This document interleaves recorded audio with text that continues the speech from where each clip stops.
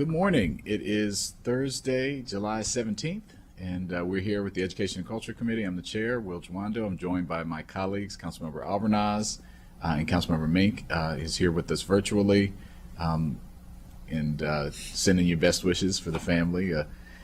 We have two items that are really important that we're going to talk about. We're having two sessions here in July, and we appreciate our MCPS colleagues. I know there's a lot going on in the summer, so thank you for being here today, talking about how our students are doing, what the latest data is showing us now that we have it for last year and for a couple years prior, and where we are. And then we're also going to talk about grading and reporting regulation changes. So obviously interrelated, but our academic performance metrics are really important. It's the core business of the school system, and at an important time.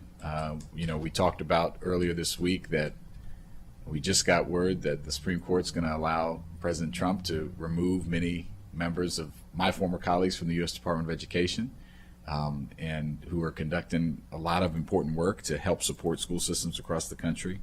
And so we're always very clear that our work here in Montgomery County has never been more important for our students. So I want to turn it over to Ms. Cummings to tee up the first item, which is going to be the academic performance metrics. So I'll turn it over to you, Ms. Cummings. Thank you, Chair Jawando. Good morning. Good morning. To walk through the packet quickly on academic performance metrics, we started with a little bit of background, some information on how MCPS has reported data on academic performance to the Board of Education. In prior years, evidence of learning framework has been presented to the board as end-of-year and transition reports to communicate trends in academic achievements. Going forward, MCPS will be transitioning into using the Maryland State Report Card metrics as an accessible way to measure progress and communicate academic progress to the public. This is tied to their strategic plan that has recently been presented, particularly to Goal 1, all students will demonstrate high levels of academic achievement and growth, and Goal 2, to ensure meaningful post-secondary outcomes for all students. On page 3 of the staff report, you'll see it in the slide presentation by Dr. Addison here as well, but we have some information on the MAP scores, the measure of academic progress scores. One verbal note before we get into the presentation. For the slides on disaggregated data, what is shown in the packet is noted as being between the years 2022 and 24. It is for the time period between 2023 and 2024, so slight change there.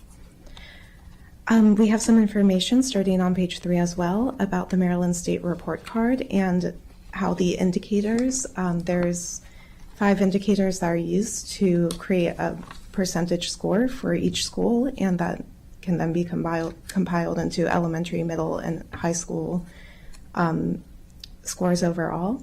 And those are for academic achievement, graduation rate, progress in achieving English language proficiency, readiness for post-secondary success, and school quality and school success.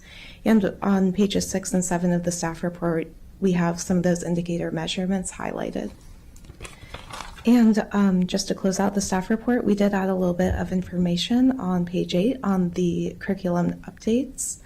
Recently, on May 22nd, the Board of Education approved the adoption of an open source version of core knowledge curriculum language arts for middle school grades. And with that, we have Dr. Addison, who has a presentation for us today with some updates. Great. Dr. Addison, welcome back to the committee. Just to be clear, this data that you're going to share it's for 1 year. Or it's from 2 years, from 23 to 24. You just explain. So I will explain it, but okay. The Maryland Comprehensive Assessment Program data, not the MAP data, will be shared, and you will see 3 years trend and then a 2-year comparison. Got it. And then for Maryland School Report Card, there will be just a quick overall trend comparison as well. Perfect. I appreciate that. And I'm gonna put you on the spot here, but I know you're ready. Dr. Taylor has said, as part of his money back guarantee, yes, that we're going to have improvement, 100% of our schools being on the rated 4 out of 5. So when you get to that portion, if you could reflect back, I think it's important that we reflect back to where we're going to obviously talk about where we are today and Yes. how far we have to go to meet that goal. Yes, when we get to the Maryland report card, I will definitely make that connection for you. Awesome. I appreciate it. Turn it over to you. All right, thank you. Good morning, Councilmember Mink, Councilmember Albanos, and Chair Jawando. I am Dr. Keisha Addison, Director of Shared Accountability, which is in a division of equity and organizational development in Montgomery County Public Schools. And I'm happy to share with you this morning some essential academic data points that we monitor in the district that drives our work. And today you will again hear about the Maryland Comprehensive Assessment Program, or MCAP, as well as the Maryland School Report Card. Next slide, please. And Dr. Addison, how many slides is this, roughly? Yeah, that's a great question. About like 14, maybe. Okay. So It's yeah, that's quick, fine. don't worry. Yeah, no, you're fine. So we'll hold questions to the end. That was the main reason for asking. Okay. Yeah, so, sounds good. Thank you. So we begin with an understanding of the Maryland Comprehensive Assessment Program, which is the state of Maryland's annual measure of student performance in both English language arts and literacy and mathematics.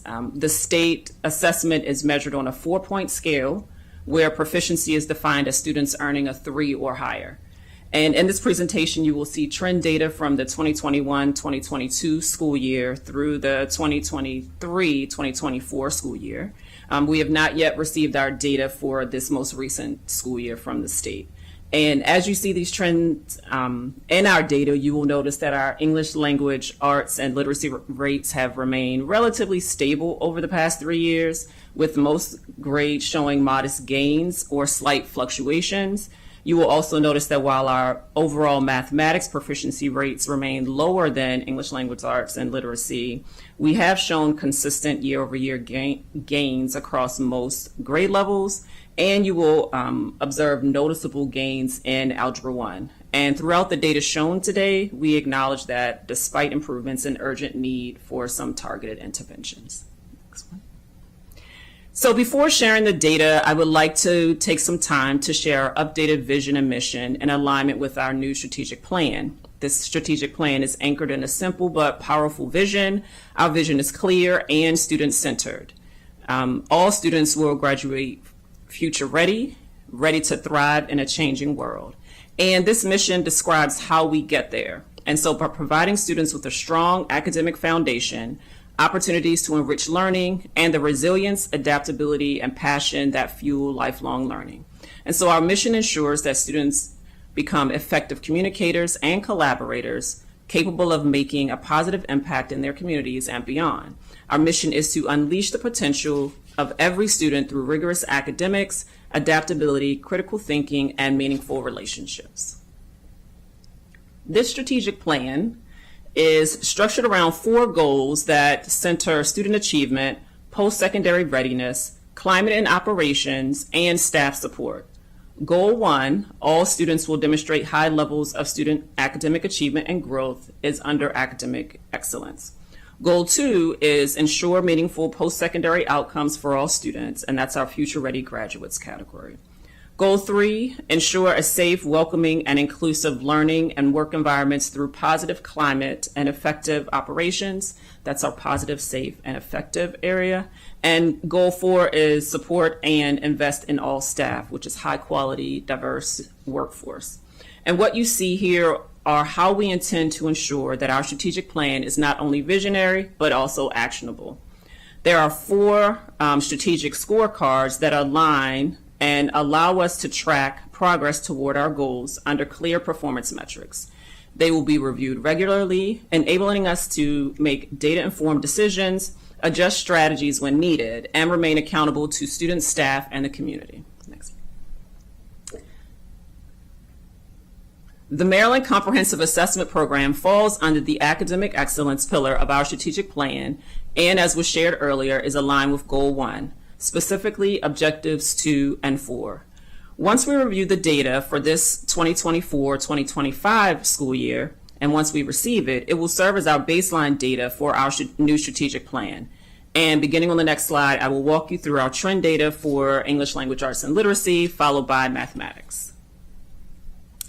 Here we begin with the Maryland Comprehensive Assessment Program, English Language Arts and Literacy results for students who take the assessment in elementary, which is ELA 3 through ELA 5, middle, ELA 6 through ELA 8, and high school, ELA 10.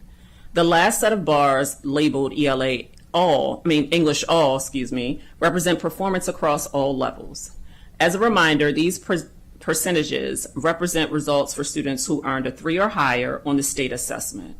Our literacy rates, as I shared earlier, are relatively stable across most levels, and there are some slight increases. For ELA 10, you will notice proficiency increased from 59.9% in 2022 to 61% in 2024. Next slide, please. Yes.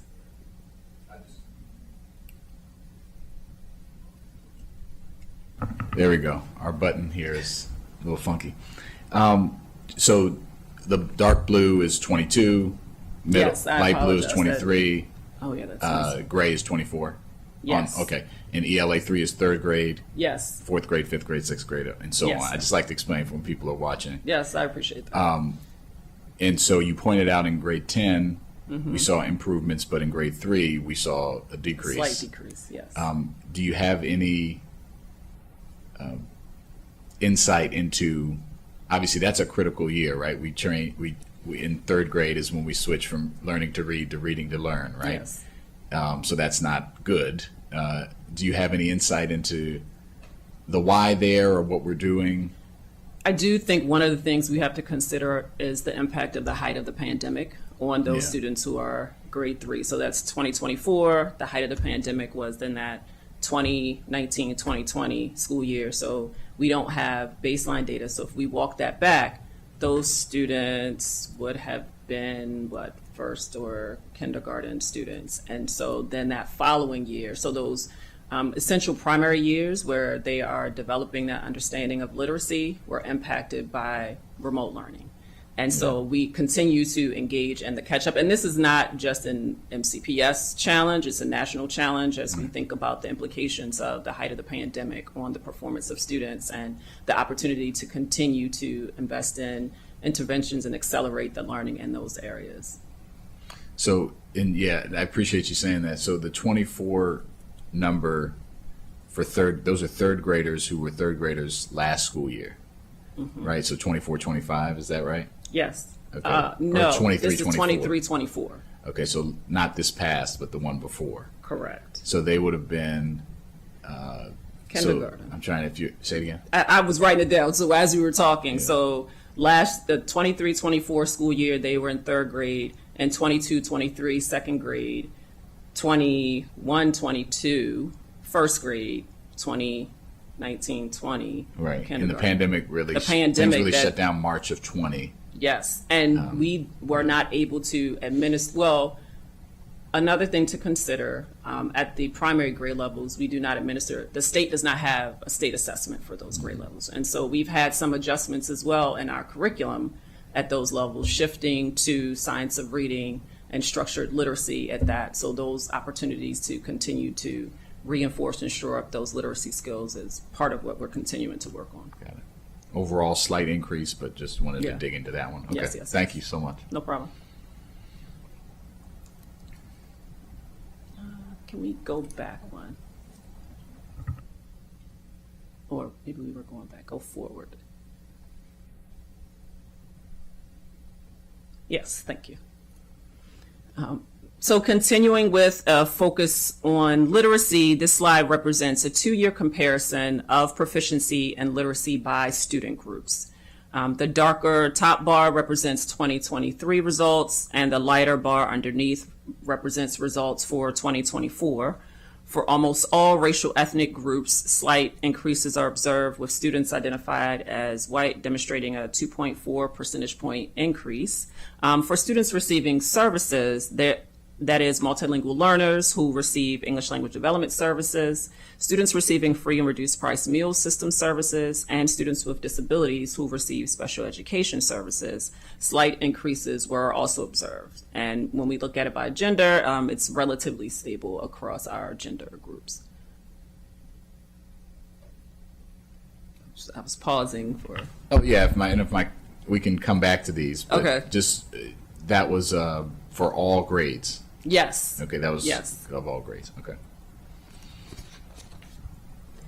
Transitioning to a focus on 3-year trend data on student proficiency in mathematics as measured by the Maryland Comprehensive Assessment Program, we see that the district's overall mathematics proficiency, which is the math all bars, has increased from 30.2% in 2022 to 33.4% in 2024, reflecting steady system-wide growth.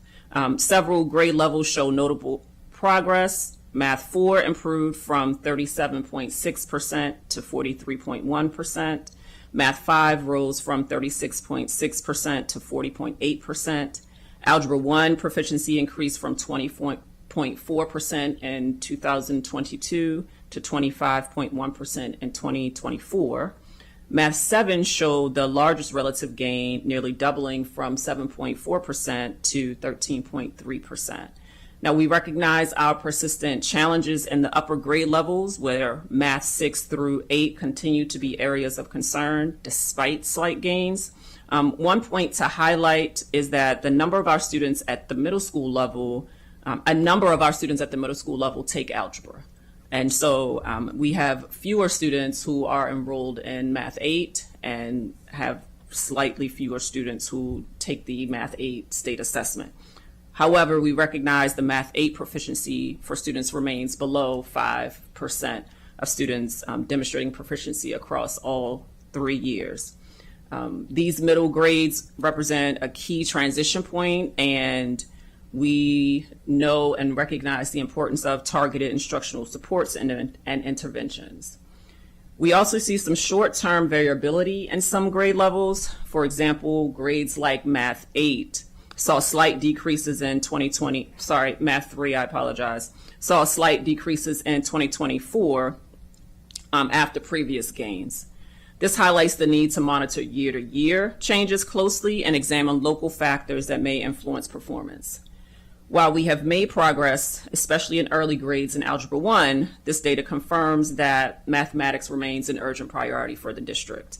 Our continued investments in curriculum, teacher development, and student supports are essential to closing the proficiency gap, particularly at the middle school level.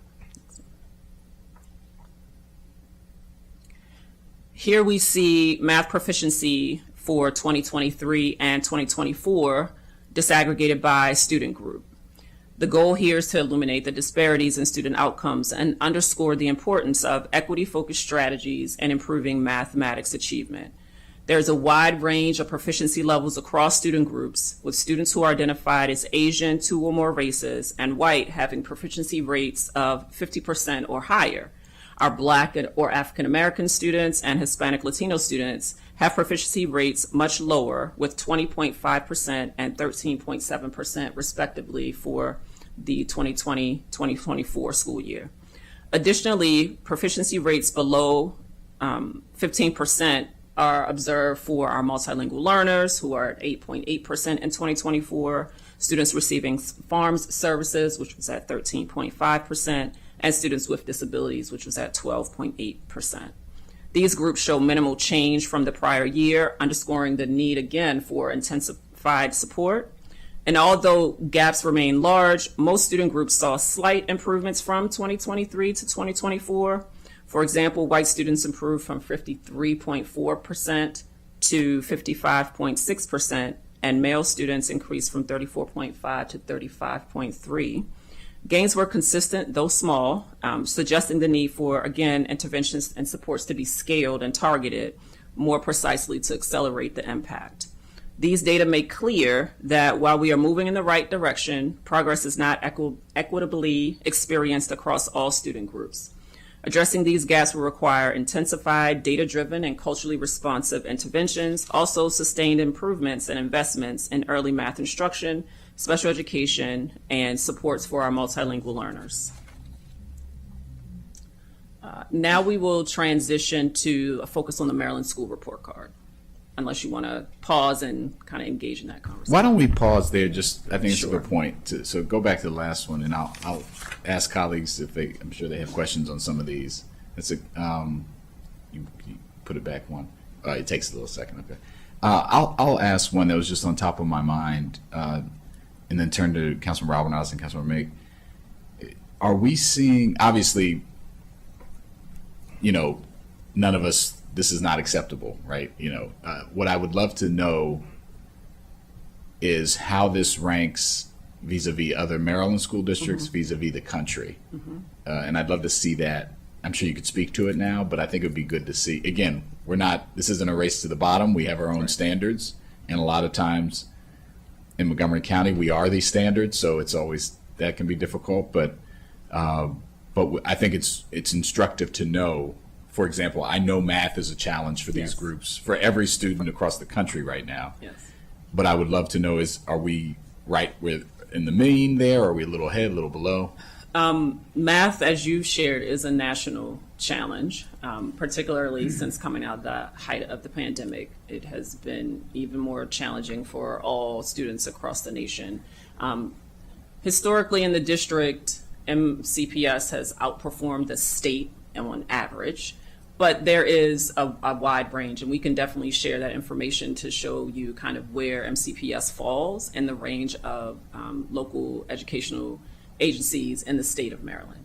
We're not at the top, and we're not at the bottom, but definitely in a place where we're kind of lower mid section that we can improve and continue to improve in terms of our performance, particularly when we think about what's happening at that middle school level. So lower mid for the state. Yes. And what's the NAT? Do you have a sense of where the NAT? I would need to get back to you. I don't have that. I just think in future it would be good to just have that. Yeah. I think in the regional folks. I mean, when you're trying to put it in context for people, that's helpful. It's helpful for us. Again, we need to set our own standard, but it's helpful to know where folks are. And because, as I'm sure you do, you can look to interventions that other people are doing across the country to see if you have someone that shows great progress. I know we're looking into what they're doing. The other bit of disaggregation that I think would be helpful for me as follow-up would be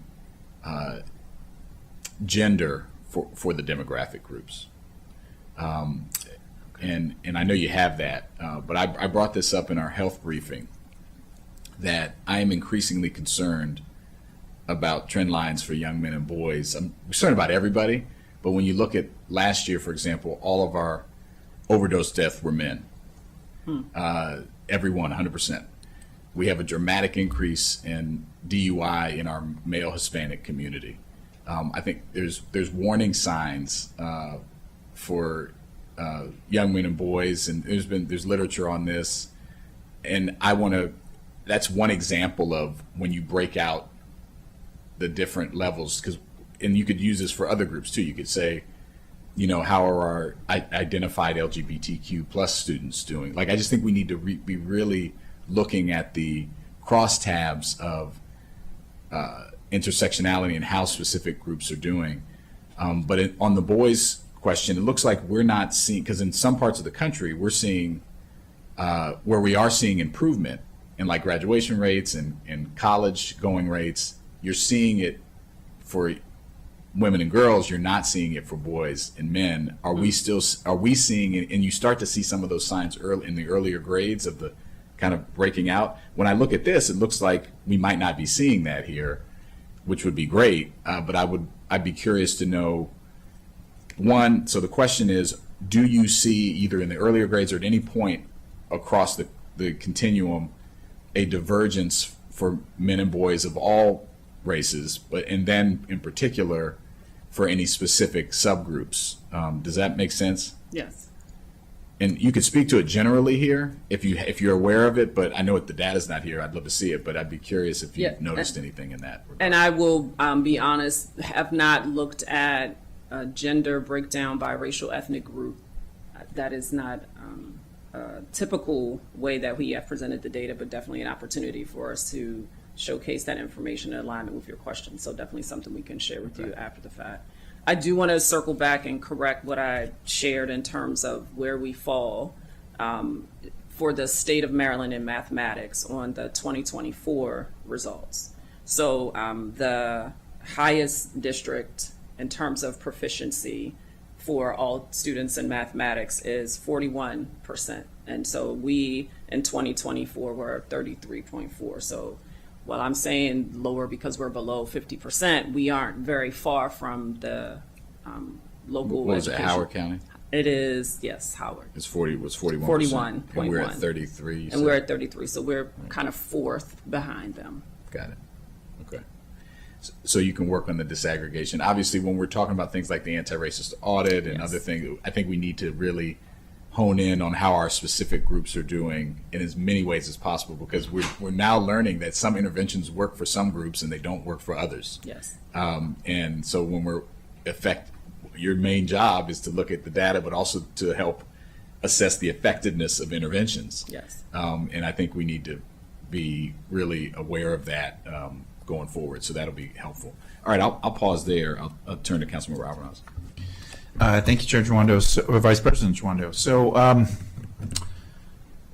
it's disappointing. I know you all are too. I know everybody's working very hard, but the numbers are some gains. But the third grade certainly is distressing. Dr. Addison, you mentioned some of the things that need to be done at a very high level, more teacher training, but could you elaborate on that?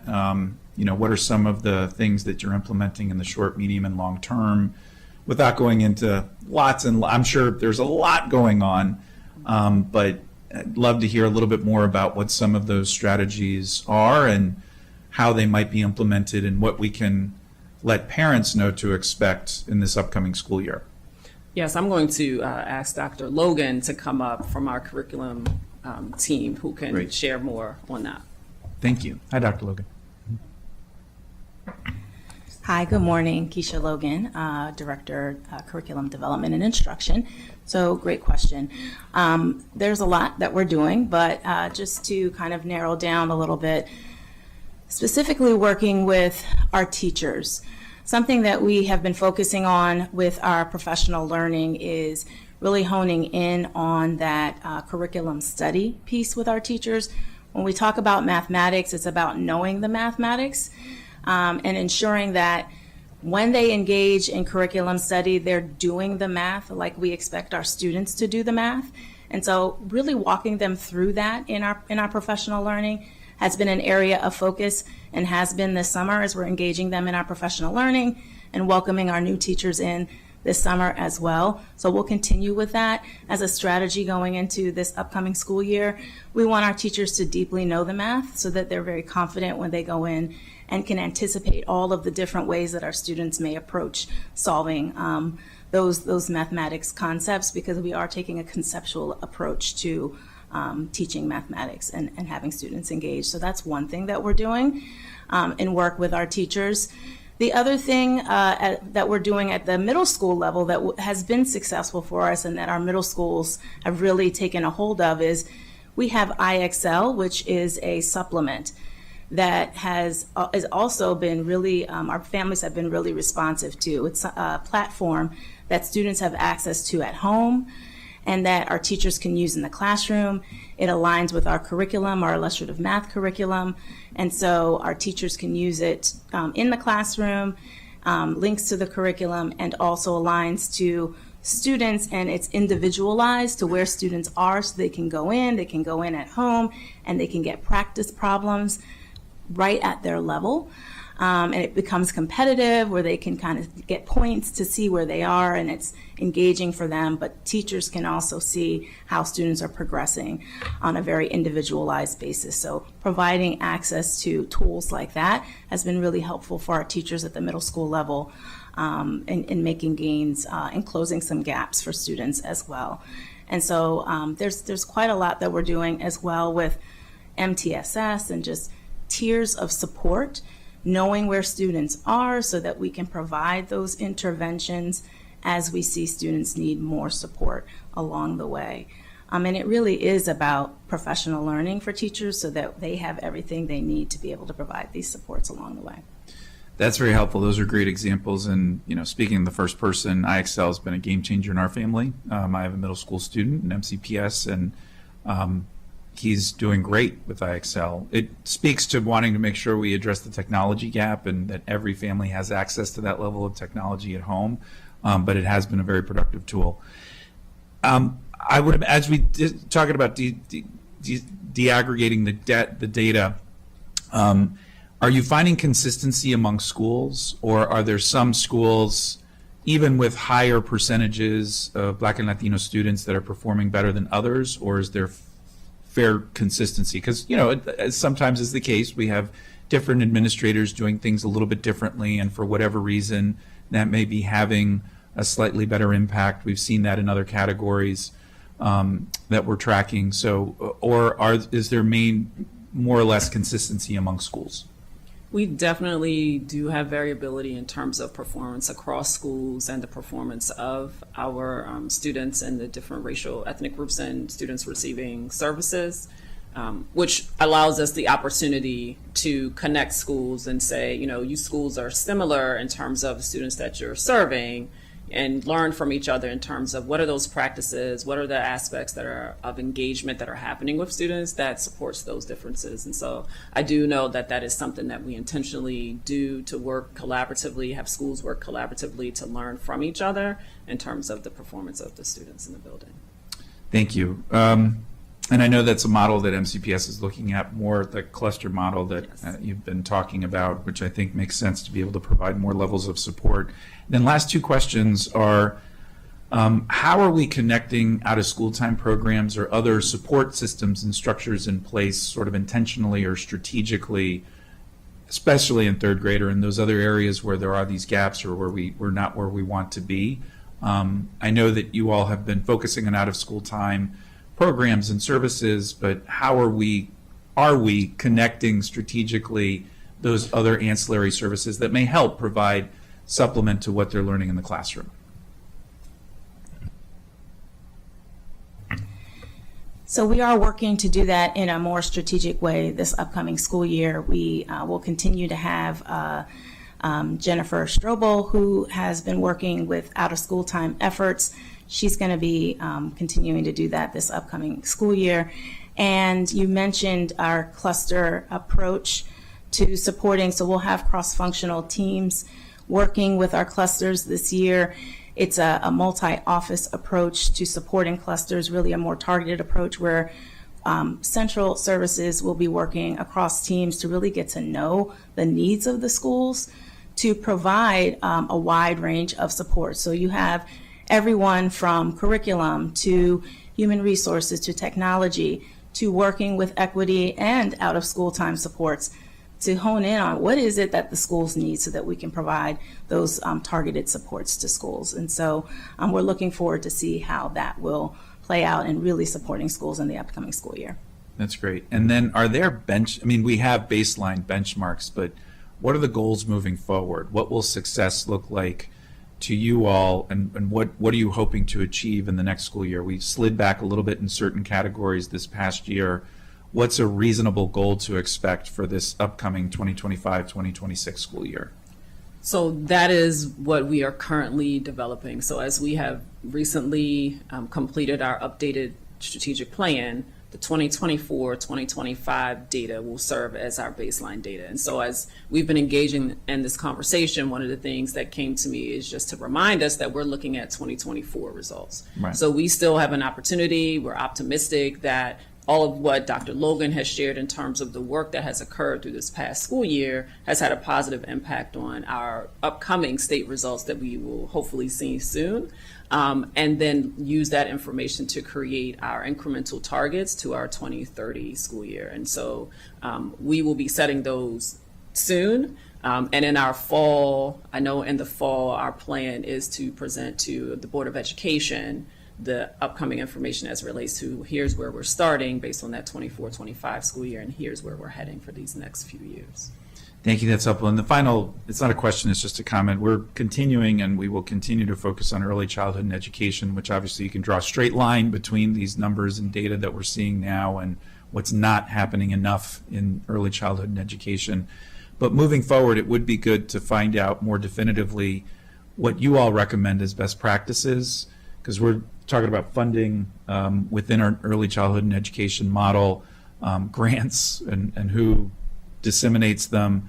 Would love to connect that dot moving forward to help put teachers and administrators in a better position moving forward so that we start to see some even more significant gains, because such heavy lifting has to happen at the wrong time.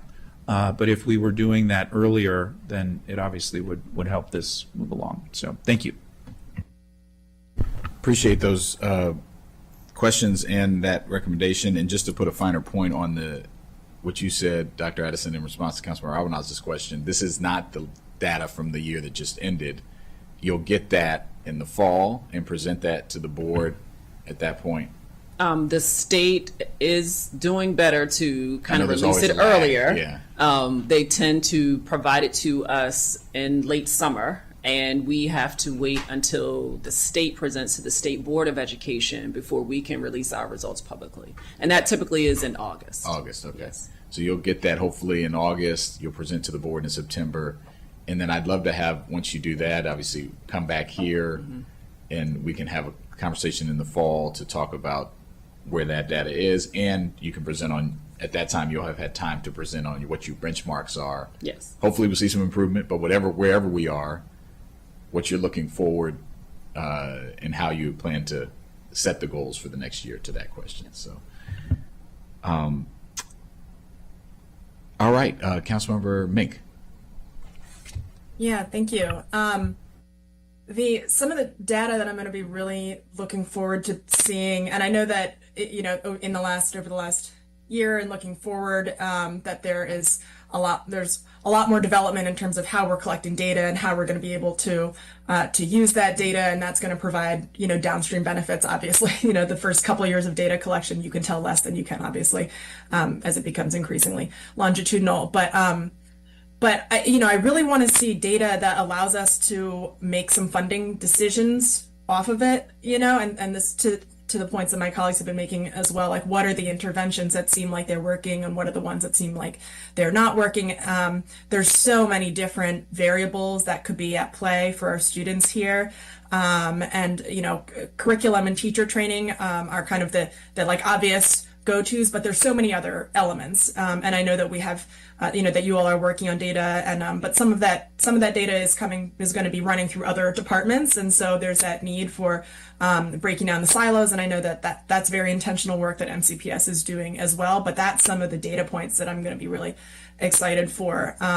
We know that MCPS has come before us multiple times and told us that absenteeism has a huge impact on academic success. Do you have, or I don't know if you have data here today, but are you able to speak to if you have seen trends that relate absenteeism numbers to some of the data we have before us, or is that something that we could look at in the fall when you get the more recent? I would recommend we wait until we get the more recent from the 2024-25 and connect it to that. Yeah. So that'll be really interesting. And then what are some of the pieces that we can do in addition to, curriculum work, in addition to professional development? What do we need to be investing in? And so, I hear, of course, that our out of school time work is going to continue. It's going to continue to increase, and we're coming at it from so many angles. But are we collecting the data, and can we have a good look at the data that allows us to try to draw some conclusions as much as is possible? Thank you for that. I want to share a few things that I think will be of interest in terms of what you've raised. A few things, our program evaluation process really would help, and that's kind of what we use in the district to highlight what are the programs, initiatives, or projects and how effective they are in meeting the intended goals and outcomes. Another thing that I know our Board of Education is intentional about this upcoming year is being intentional to connect our budget to a lot of the projects and programs. And so the Fiscal Management Committee will be intentionally collaborating with the Strategic Planning Committee around what are those metrics and looking at it from kind of the lens that you just described.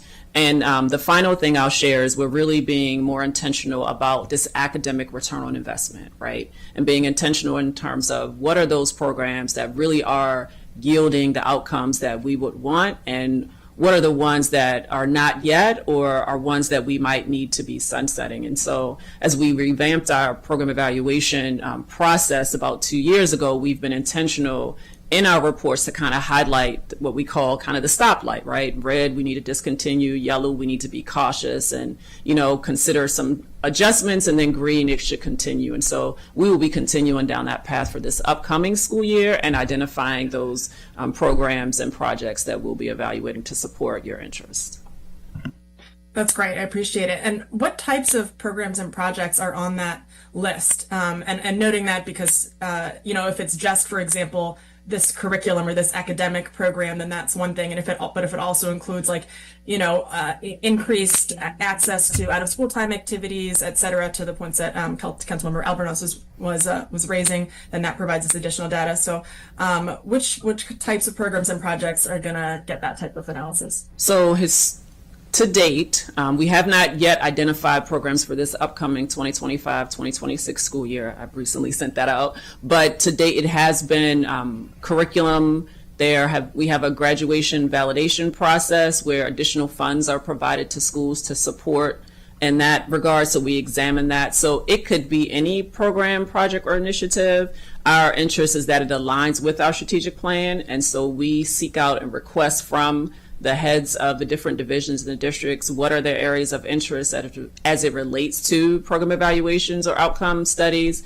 And then it's a public presentation to the board where they approve our research agenda for the school year. So we are currently at the height of this request and we'll be identifying what those programs and projects might be for this upcoming school year. Got it. Thank you. Well, yeah, I'm really hopeful that we're going to move into having things that aren't purely obviously academic on their face, because as we know, if kids aren't in the classroom and excited to learn and fed and having the, mental health, all of those pieces, we can't look at everything all at once, but kind of strategically picking some of the ones where we think we might see an effect, or where there's a big associated investment decision that we have to make, would be really helpful for us. Linkages, if there's ways to tie that in, that's a huge funding decision. And so having more data that tries to link that to academic outcomes or to absenteeism, which we know has an effect, that would be helpful. We had a session not too long ago where we talked a bit about absenteeism, and I learned that the absenteeism, if it's not classified as an absenteeism problem, let's say that you have a kid who misses 5 isolated days of school over, say, a couple of weeks, right? It's not the multiple days in a row, then that wasn't being tracked. But I know that I have, for example, students in my district who are missing many isolated days of school due to health issues that are coming from the state of the air quality in their building, for example. But that is not getting kind of lumped in with an absenteeism issue because of that. But parents are telling me that they're positive it has an impact on their school experience and on their academic progress. So including just number of days absent cumulatively could be helpful, and especially as we look at geographic data, that could really provide some interesting information for us.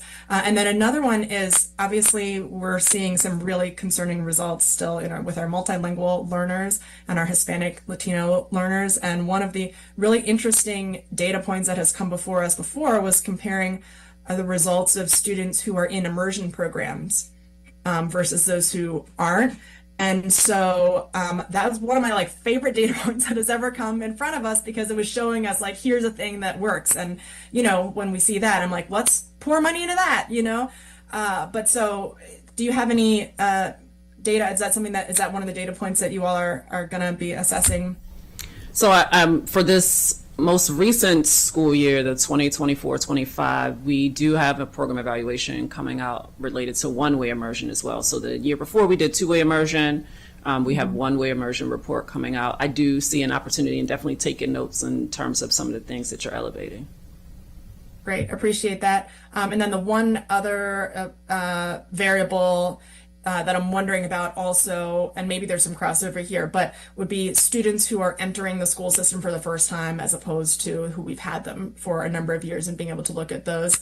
And this is all stuff that you could run, and maybe there's nothing interesting there, and then we don't need to hear about it. You haven't learned anything. But if there's something, as you're finding things that are interesting, it would be great to hear about that. But I see your finger on the button. Yeah. Did you wanna- Yes, another program evaluation study that was completed this most recent school year is related to students with limited or interrupted formal education, which is SLIFE. We refer to them as SLIFE. So I do think that will hit on what you are also interested in as well.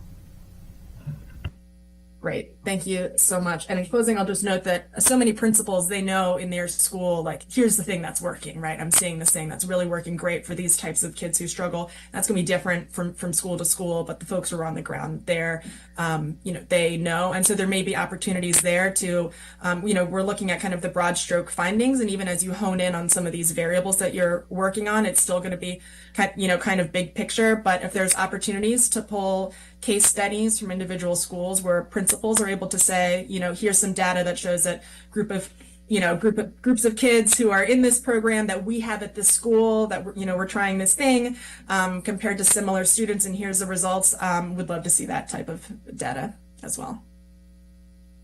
Thanks so much. I yield. Really great points from both my colleagues. I think we've given you a lot to follow up on. You can stay with us. You don't have to go anywhere. We're going. Yeah, I might have one more question. So, before we move on, I just wanted to ask, in addition to the academic return on investment conversation in the spotlight process, when's a good time to talk about that report, and when you're making those evaluation decisions? Because I think that's an important, to Councilmember Mink's point of, like, we want to be investing in things we know that are working. We also want to be knowledgeable about what those things are. So when's a good time to talk about that? And that has been the thing that I have continued to work on with my team in terms of what's that sweet spot in timing. And part of the challenge we face is the timing of when we receive some of the data from the state, because it serves as our outcomes. And so we might be looking at what's happening in the classroom during the school year as part of the program evaluation study. And if our outcome is connected to that state measure, we need to kind of wait until that comes. And getting it in summertime really impacts our ability to be able to be more timely, or as timely as I would like us to be, in terms of providing that information. One of the things that we are intentionally doing to support the conversations are providing the internal teams with some of that, here's what we're seeing to date, right? So here's what we're seeing so far using some of the internal measures that we examined, such as the MAP assessment. So we've done a study, and we know that the MAP assessment is highly correlated. There's a strong relationship between the MAP assessment and the performance on the state assessment. And so using the MAP assessment as a measure to help us say, okay, here's what our student outcomes are looking like to date, and using that as kind of the conversations as it relates to budget. Our budget conversations and the budget work starts really early, right? Yeah. I mean, it's pretty much fall. And so we recognize that students are really just getting into the building and getting to that learning. And so want to be cautious around what we provide early in the fall, because the learning is really just starting, and thinking about, okay, here's the preliminary information, but we don't want us to make final decisions on preliminary information that we know will change as more instruction occurs throughout the school year. So it's an opportunity just to continue, and we know that we have to be agile and flexible in terms of looking at that data and sharing it as well. Yeah, I understand the challenge, and you don't obviously want to be using something that is not working longer than you need to, but you also have to have enough data to know that we need to make a change. Yes. And so I think reasonable people could agree or disagree on what the time. I just think we need to figure out a basic timeline of how we're going to evaluate and cycle off programs, and we've done that with some. Yes. That is as close, as close as possible to, and I think using the more formative, using the district-based assessments is a great example of being able to be agile and move before you get the final confirmation. But I know there's also sometimes big numbers attached to some of these interventions, or and it's harder to move a big system. But so I just You were going to say something, or no? Well, I was going to connect it again to both our strategic plan and our program evaluation and research agenda process, with that intentionality of trying to ensure for some of those big ticket items in the district that we identify a timeline that supports the budget conversations that need to occur. Exactly. And we've given you a couple of other data points to look at that when we come back in the fall. I just want to emphasize it'd be great to have, for example, the disaggregation around by subgroup for male and female. And to Councilmember Mink and Albernaz's, both of their points, we're always trying to, and I know you are too, but in these conversations to marry up not the data with intervention, or the data with the why, right? Why are we seeing? We've asked questions around, like, for example, when we were talking about the third grade reading, and we talked about COVID, and so to the extent that when we come, there's always a lot of variables, but that we can be looking at, okay, here's where we are, here's where we want to go, and here's why we think these things have either worked or not worked, and what we're going to change, to the extent that we can have a more fulsome conversation. And I know you're one person, you don't have a lot of people in meetings this week, but I think heading to the fall, I'd love to augment it so that we could have that second part of the conversation to round out the picture. Does that make sense? Okay. Great.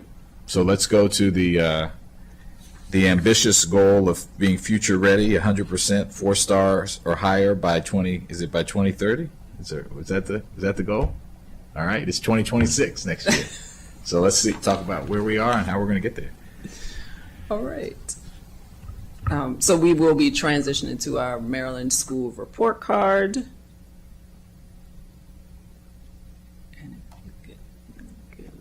Thank you. And so the Maryland School Report Card, as you elevated, falls under our academic excellence pillar. It's connected to Goal 1, and it is intentionally Objective 1 under Goal 1. As part of the budget conversations, Dr. Taylor highlighted that our district guarantee, and in his budget conversations talked about all of our schools being 4-star or higher. And in our strategic plan, that is also elevated that by 2030, we want all of our schools at 4 stars or higher. We could go to the next slide really quickly.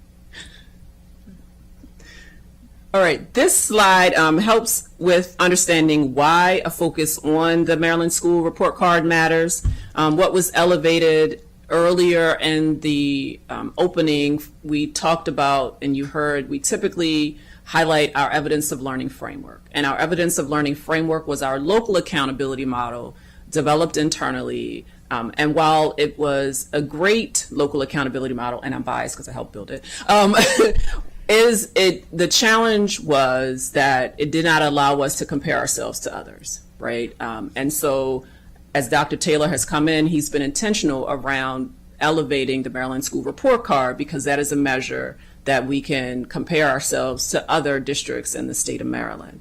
And so the Maryland School Report Card is the state's formal accountability system developed in response to Every Student Succeeds Act. It's the federal legislation that was created to ensure that all public schools provide a high quality education and to hold schools accountable for every student. And so this report card offers a standardized way to assess and monitor whether our schools are meeting those expectations. It also helps us evaluate whether we are providing equitable access to academic opportunities across student groups. And in short, this is how the state measures our progress.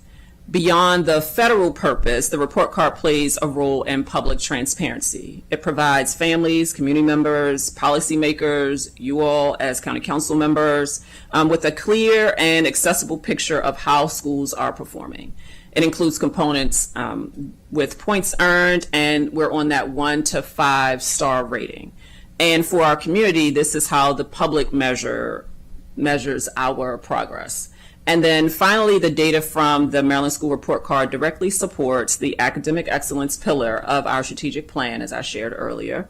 These accountability indicators give us a clear view of where our students are thriving and where more support is needed.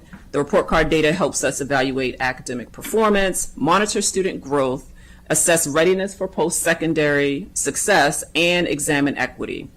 These are the same levers we use to measure our strategic progress as a school system. And in this way, the report card is not just a state requirement, it is a strategic tool for driving our improvement. Next slide. And so this slide,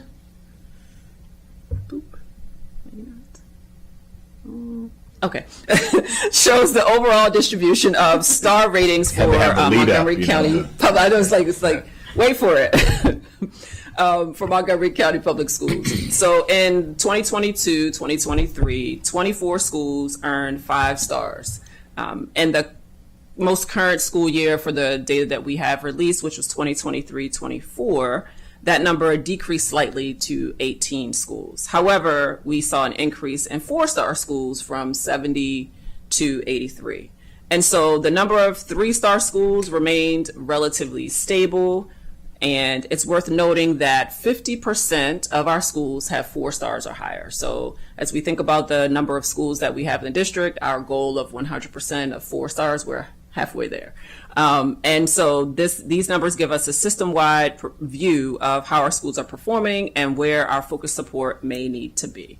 I think that's maybe next. And that's my last slide on that. It was just short and sweet. We can definitely engage. Yeah, let's more go on back that to one. that for Yes. a second there. And if you could describe a little bit more in detail the difference between 4 and 5 and understanding what goes into that. If a parent's looking at this and saying, my school went from 5 to 4, mine went from 3 to 4. It looks like probably what happened is most of the 5s went to 4s. I doubt they dropped down below that. So that would explain at least 6 of the 70 to 83 increase. But then the others were presumably some combination of 3s and 2s moving up. So could you just describe what's encompassed in those? Since it's an important metric. It was one of the things I really appreciated that Dr. Taylor did this year to say that we're going to have all of our schools 4 or higher. Mm-hmm. And like you said, it's not a nothing burger commitment, because right now that's still 50% that need to get there. Yes. And so, which is over 100 schools. So could you talk about just what's in between the ratings there? Sure. So the first thing to note is that the Maryland Accountability System, which is the Maryland School Report Card, is based on 100 total possible points across multiple indicators. And so there's the academic achievement indicator, which includes things like the Maryland Comprehensive Assessment Program. And so one of the things that is important to understand is the performance on the MCAP, which is what we started with, heavily drives the performance in that indicator. And so as you saw our performance as a district, you can understand that for many schools, that academic achievement component on the Maryland Report Card is not going to be that high, because we're not that high for the MCAP, and it kind of hits us in a couple of areas on that piece. Another component is academic progress. Academic progress is related to academic growth on the Maryland Comprehensive Assessment Program. And so, that also, again, if we are not progressing, if we're not showing increases, that impacts the outcomes for schools as it relates to the Maryland School Report Card. And also in that academic progress component is credit for completion of a well-rounded curriculum. So students need to be enrolled in certain courses at the end of different aspects of the school year. Also is progress in achieving English language proficiency. And so that is a measure for our multilingual learners that is impacted as well. And when we look at our results at the district level, that's really one of our large opportunities for improvement in terms of the progress in language acquisition for our multilingual learners, which is measured by the WIDA Access Assessment. We also have the school quality and student success indicator embedded in that. That is connected to chronic absenteeism. And so since the height of the pandemic, we recognize that chronic absenteeism is something continues to be a national challenge for all school districts, continues to be a challenge for us as a district that we continue to work on. There's a Maryland school survey that the state puts out that is administered to educators and students. Is that like climate? It is climate. One of the challenges we face, which is why as a district we administer our own climate survey, is we do not have the opportunity to see which items the state pushes out for that. So we just see kind of categorized in different topic areas the outcomes from that survey. And so in order for us to kind of know more intentionally, we administer our own climate survey as well. Graduation rate is also a factor that is included in our in the Maryland School Report Card. That is only at the high school level. We've seen progress in our graduation rate overall as a district and for some schools, and so that's a promising area. And then the last area indicator is the readiness for post-secondary success, again measured at the high school level. And so there are things such as on track in grade 9. And so at the end of the school year, you know, how many of our grade 9 students have earned credits in certain courses as indicated by the state, as well as, again, credit for well-rounded curriculum, which includes things such as APIB, CTE enrollment, and things like that. I appreciate that. So we've got this ambitious goal. It's a good goal of 50%, of 100% by 2030. So we're 5 years away, 4.5, no pressure. Are there interim goals that you've put in place? So there will be, again, so similar to what we discussed as it relates to the Maryland Comprehensive Assessment Program, we want to use our upcoming data as baseline. Right, baseline, okay. However, the work has already started. So as a district, there's intentionality. Our school improvement plan was revised and updated, and the priority focus in that school improvement plan is our results from the Maryland School Report Card. So schools are intentionally designing their work, their improvements, their goals around how they performed on the 2023-24 Maryland Report Card, because we have that data. And one of the things to keep in mind, again, we rely on the state to share the data with us. Right. And so while we might receive the state assessment, Maryland Comprehensive Assessment Program data earlier, which will give schools an opportunity to kind of see what's the work they need to do, we do not receive Maryland Report Card results annually until December. And so there'll be a little bit of time before we receive that information. Appreciate that. And my last question on this for now, and then I'll turn to colleagues if they have any questions, is you mentioned the school improvement plans. I know the board got an update on that last month, Yes. I think, in June. Actually, just last week. Or It was just last week. Just last week, okay. Yes. Not last month, last week. Last week. How quickly will these, the improvement plans be kind of available? When can a parent go on and look and find their school improvement plan? Are they updated at this point? So I know this is the active work of Okay. the Division of School Leadership and Improvement. And I believe it's towards the end of, it's early to mid-fall that information, that there's a timeline for schools to put out. I don't want to specify publicly because I'm not sure. Okay. Well, we'll want to, when we come back in the fall, we'll want to talk about anything that we're seeing in there, maybe include your colleagues from that group.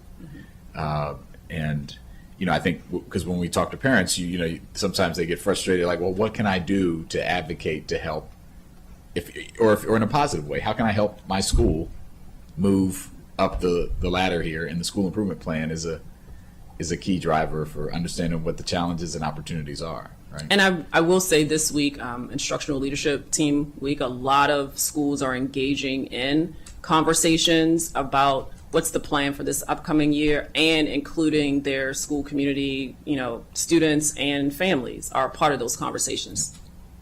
As they should be. Yes. Councilmember Alvarez, anything? Yes, a couple of things. So, and this is just a question, a broad question, kind of cuts through the through line. Obviously, all of us are still processing what's happening at the federal level with the recent budget that was passed, but 21st Century grants are being held up. I mean, there's challenges across the board. That's going to impact all of this, and then some. And it's going to feel like we're on our own in many ways. Can you just talk a little bit, if you can, about some of that context, and just describe for our public what currently is being done within MCPS in the central office to address, mediate, talk about some of what's happening and how we are strategically trying to address it? I know there's it's all happening in real time. But any information you all can share would be helpful, because there are a lot of people concerned about this, and I know we've got some incredibly smart people, 2 of them right here in front of us, who are working day and night, but just wanted to give you a platform to talk about that. I will share that I know Dr. Taylor has been intentional to say that we will continue the great work that we're doing as a district in these areas. I cannot speak to that. I definitely think we would need to have someone come back who can speak more confidently in that than I could right now. That's fair. That's fair. And then obviously we're working with data that's a little bit lagging behind. But do you have a sense of what things did look like this past year? Are you confident that there may have been some improvements? And just can you speak a little bit, without having the numbers specifically here before us, but maybe preview what this briefing might look like 6 months from now? Sure, and I would be remiss, and I probably should have shared, we don't wait for these data to come out to understand what is happening in the district. We engage in ongoing, continuous monitoring of academic data in the schools. So we have formative assessments, our district assessments that are directly aligned to the curriculum, are things that our curriculum team monitors, and they work directly and collaboratively both with the Division of School Leadership and Improvement as well as schools. We monitor the measures of academic progress assessment, the MAP assessment, which is administered 3 times per year, fall, winter, and spring. And so that's another opportunity for us to monitor data at the elementary primary grades. We have our DIBELS assessment, which is the early literacy assessment. And so for all of those, we have seen promising progress in terms of improvements for our students. And so our optimism is that as we receive the state data, that we will see that same connection that we see in terms of the local assessment data that we're seeing improvements in.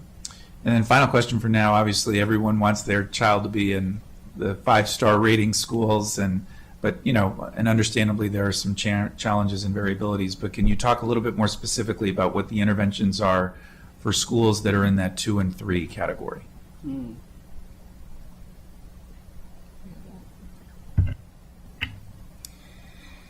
Sure. So, and this is something that we can also bring back specifically for English language arts, because we just adopted brand new literacy interventions that just passed. And so we'll be implementing those for reading this coming fall. So we're really excited to see the impact that those interventions will be able to have for all areas: comprehension, decoding, in support of our MTSS, our multi-tiered systems of supports for our students.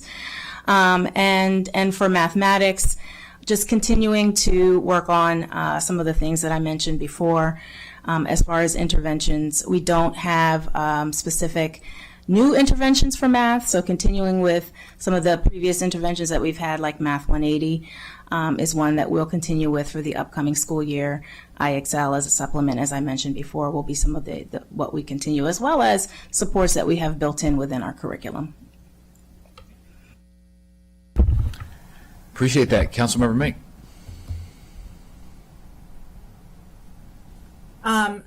Thanks. Yeah, just briefly, I mean, similar to like what we talked about before, that as we look at the report card data, then having something that will allow us to understand some kind of pattern would be really helpful as we continue to get data from this. It'd be great to be able to look at it geographically. We have some of the charted patterns broken up by elementary versus middle versus high school, but to have some of that graphed out as well, so that we can continue to, so that we can try to draw some conclusions would be helpful as well. And also for all the interventions that we're mentioning, it would be great to have the associated data for that. So like IXL, we're hearing that that's successful. Can we see some data for that? Just makes it a lot easier for us to then advocate for funding increases for things that are working, if we're able to point to that. Is that doable? I was going to ask something similar, like, so both having maybe a map of where folks are, but also I'm just repeating what you said, but I just want to get acknowledgement from that. That's something that you all can provide next time. Definitely, I did write down the opportunity for us to provide like a geographic visualization of performance on the Maryland report card. And also just break down the school, you know, like the Yes. level of schools, elementary, middle, secondary, and then to the point I was making, Councilmember Mink just made, okay, what are the, and even if it's some illustrative examples of schools in each category that have moved, like what we're looking at to evaluate to make that movement happen. I think it's a part of the conversation when you set your goals. Yes. Obviously, it's going to be based, there's going to be some back end work that's based on where these schools are, what they need to accomplish. And then to the last point was the interventions themselves. You know, we've said IXL a couple times. I had a child that did it as well. You know, depending on who you talk to, some people it works great, some people they don't like it. But it seems like we're saying we think it's working. So let's talk about why it's working, and a little bit so that we can also understand how things are being evaluated as well. Does that make sense? Yes. Okay. Go ahead, Chair. Councilmember Mink. Thank you. Just one more comment that, you know, just noting that the impact that we are likely to see with the increased funding for ICE and the changes at the federal level, you know, I've been talking to some friends. I went to school in LA for a while, so I've been talking to some friends in LA. I've been talking to some friends in New York. I have a friend whose kid experienced about a 50% drop in the number of kids in her class in the last few weeks of the school year. So we could see some real, obviously we're going to do everything that we can to try to prevent something like that and to keep our community safe and all of that. But I think that this is something that we're going to have to take into account in some way when it comes to trying to do these data analyses, as well as trying to, obviously, lots of thought and effort being put into protecting families and protecting kids on the front end, but also how do we track the data that we have, and if we're able to successfully intervene to make sure that all that learning and progress and all of that is able to continue because of some interventions and investments that MCPS is making, then making sure that we're doing whatever we can to track that as well will be helpful. Appreciate that. All right, let's shift to grading policy. Obviously, this is something that we've heard a lot about, and it's connected to how we do. Thank you, Dr. Addison. Hopefully, you stay somewhere close. It's connected to, obviously, our achievement on the report card. It's based on graduation rates and how kids do and their grades, and so we've heard a lot about this over the years, and so excited to talk about what the revisions were made in response to state requirements, but also to community input. And so we'll turn it over to you. I think you have a brief presentation, or you're going to talk about it. Yeah. Great. Yep, I do have a brief presentation. There we go.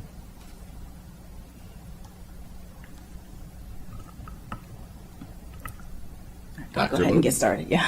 Okay, great. All right. Again, good morning.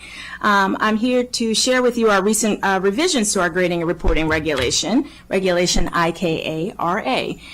Today, we're going to be talking about the changes that impact our secondary students, our students in grades 6 through 12. Really important distinction. Let's go to the next slide, please.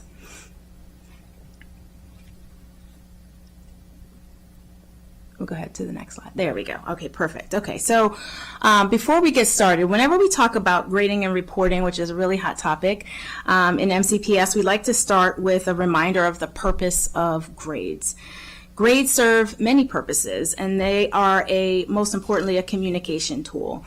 They should clearly show what a student has learned and what a student has mastered in relation to the standard. And so that's really important, and it grounds us whenever we're making any kind of changes to regulation. Grades also serve as an accountability system for our students and for our teachers, but also for those who support students and teachers, right? Accountability all around. And they're there to ensure that learning standards are met. And so when we went to look at grading practices, every change that we made was to ensure that we were in alignment with that purpose. Across MCPS, what we were seeing was that grading practices have become increasingly inconsistent. We've heard from many of our stakeholders who were telling us that often grades weren't representing what students actually know or could do. And this misalignment confuses families and creates inequities between schools. Also, MCPS had made changes to secondary grading and reporting beginning in the 2025-2026 school year, so as a result of this. Our goal with these changes is to restore clarity, to raise expectations for our students.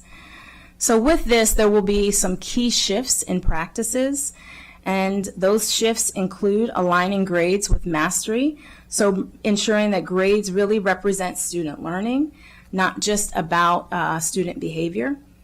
Improving communication, right? Grades must be timely, clear, and consistent. Increasing accountability, as I mentioned, and reducing variance. Today, you're going to hear about these changes. I'll walk you through them and our plan for implementation and for monitoring, which we do plan to do throughout the school year. Let's go to the next slide. Oh, there we are. Perfect. We're going to just walk you through a timeline so you understand a little bit of the context of where we've been. Our grading and reporting regulation has evolved over time. In 2008, the 50% rule was implemented, which we still have today. It states that the lowest grade a student can receive on an assignment is a 50% as long as they make an attempt to complete the assignment. The purpose of the 50% rule is to keep students motivated to continue learning.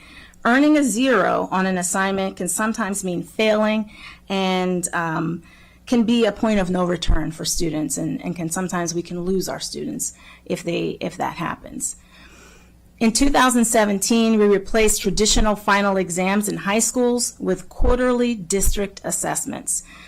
This change came in response to stakeholder feedback because when students took these final exams, it was a half-day schedule that was implemented. Really, things shut down in high schools to give these final exams, and nearly 2 weeks of instruction was lost. It meant reducing the testing burden on students and increasing instructional time in the classroom. Developing shorter, more frequent assessments would be a better way to inform and improve instruction. And then we had the pandemic. Many of the regulation expectations were softened during the pandemic to err on the side of the student to provide additional support, which was very much needed at that time. Temporary guidance documents were created and additional expectations for parent communication were put in place, which brings us to post-pandemic. Now, we've stopped the use of the pandemic era guidance documents and have made revisions over the past couple of years to the regulation to provide clarity, though there's still more work to be done, which is why we've made the revisions, which bring us to current. To the next slide, please. Okay, so here we have some attendance patterns. And although I'm not here today to talk about our attendance regulation, attendance directly impacts our ability to assess learning, right? The two are very much connected. In MCPS, we define chronic absenteeism as having 18 or more absences in a school year. The chart on the screen shows high school students' attendance patterns over time.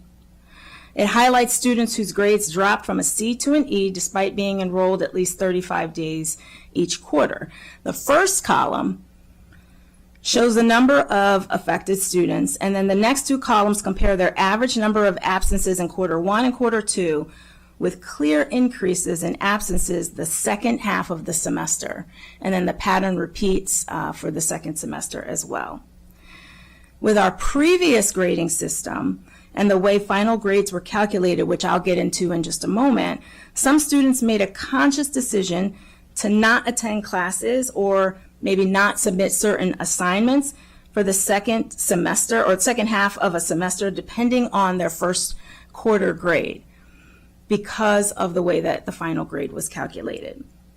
This is data that we use to inform some of the revisions that have been made.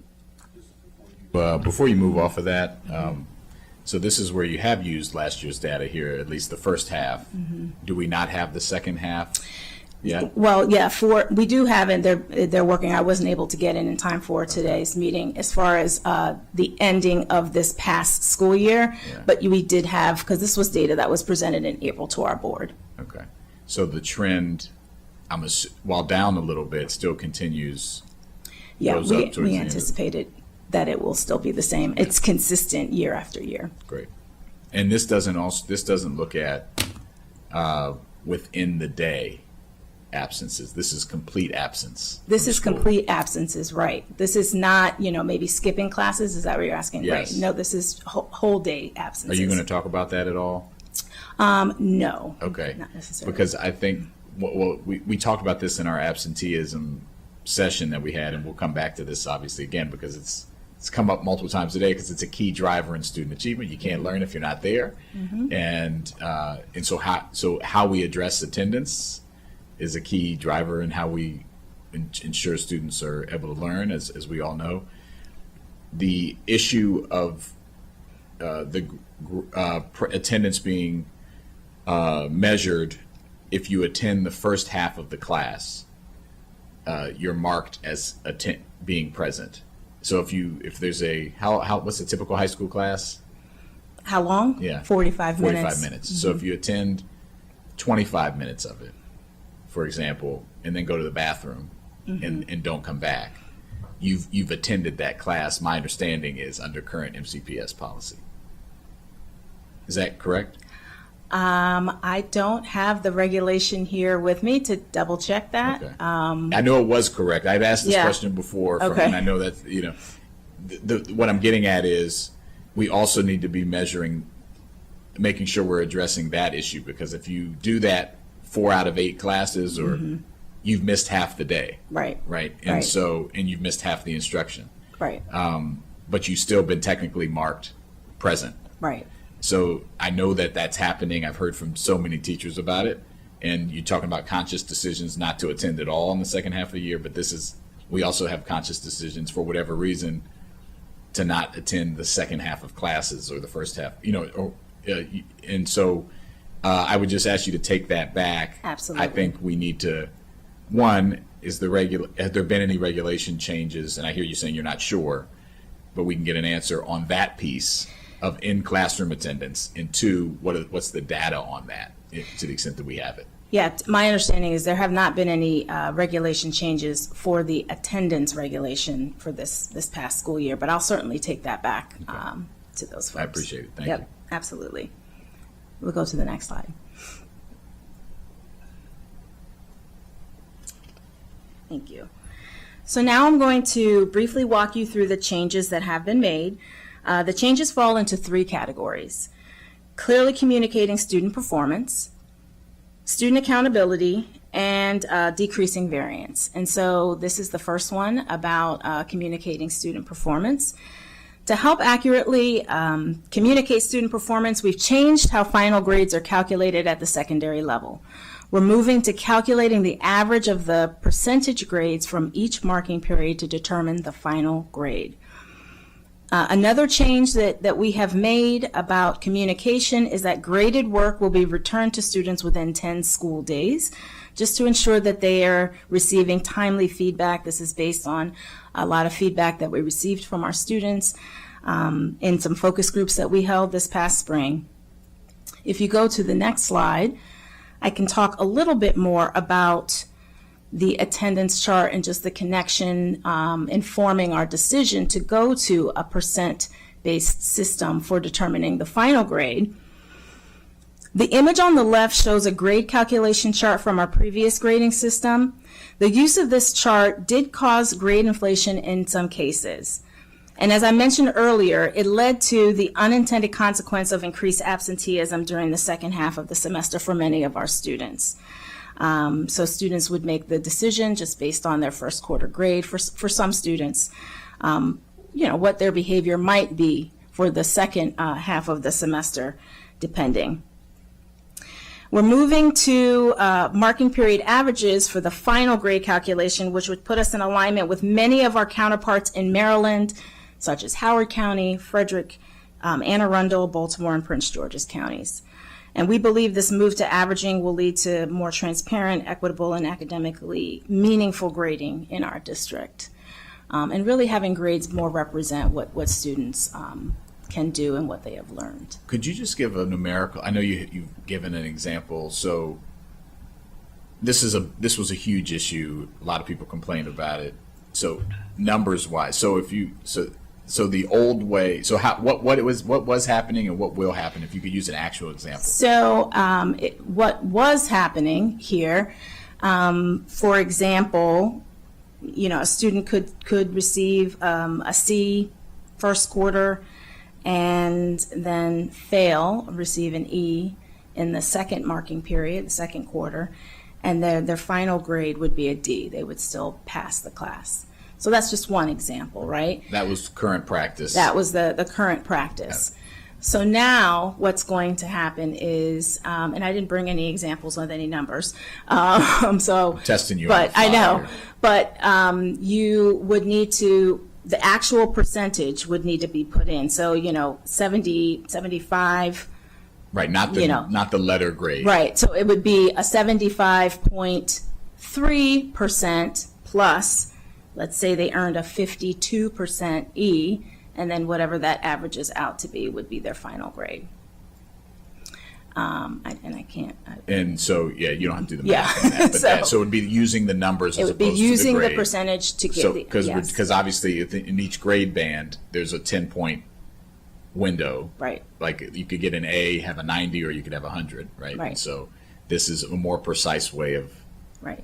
And- Instead of kind of using a chart a pattern to look at, which in some cases, and this was actually when we went back through communications over the years, going all the way back to when we started this chart in 2017-18 with the ending of final exams, where we see the trend go upward, that was consciously done to sort of provide students with that, error on the side of the students. And that's where we see some of the inflation play in.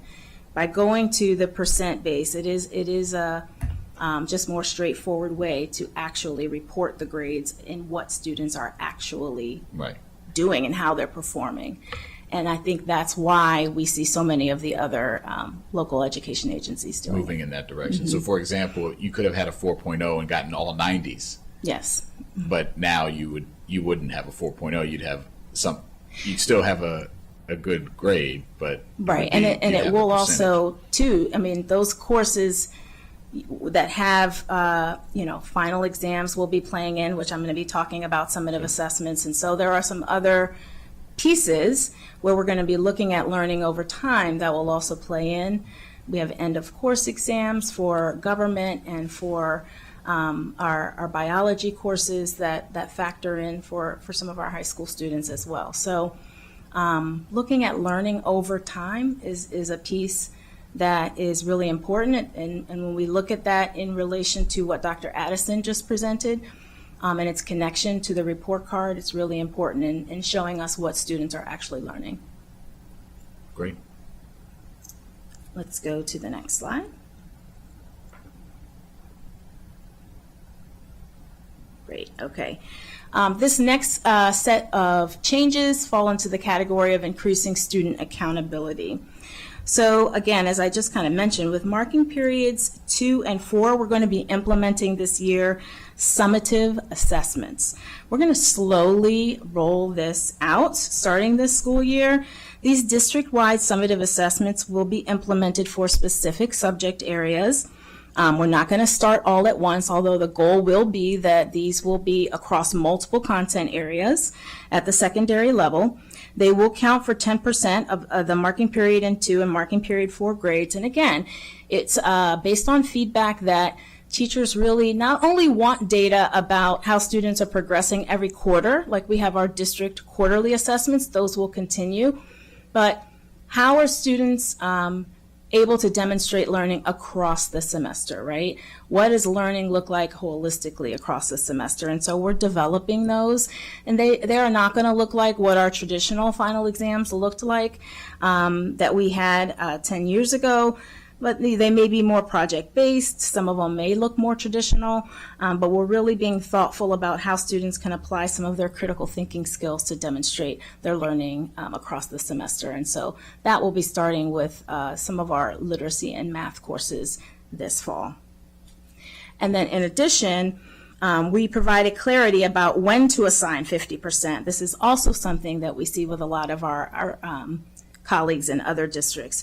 So students will earn a minimum grade of 50% for work that shows progress on standards. So for example, a student turning in a blank assignment or off-topic writing or random answers will not meet the criteria for earning a 50%.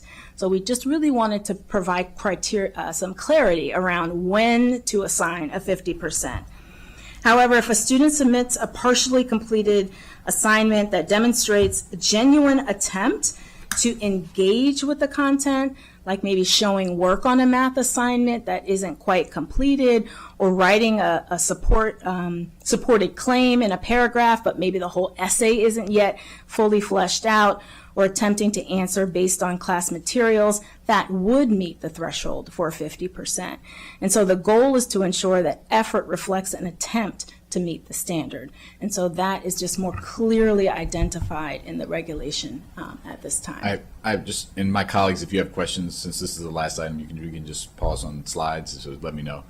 On this one, I think a great change.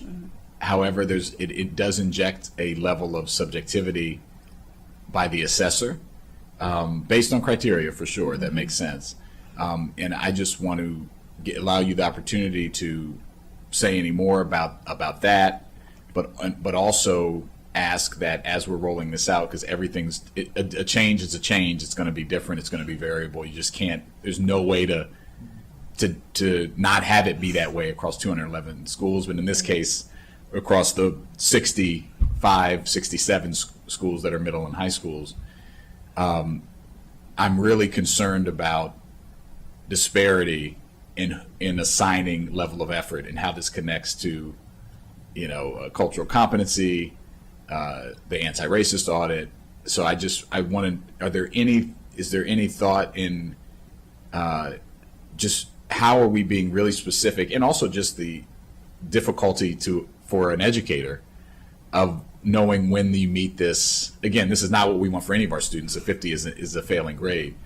But to your point earlier, the reason this policy is in place is because it's pretty hard to recover if it's a major assessment if you get a 0. That's right. or a very low score. So is there any more you can say about how you're going to be training and working with teachers and providing guidance, and then providing examples and oversight on the back end to make sure that the variability is as low as possible, considering this is a subjective determination with criteria, obviously?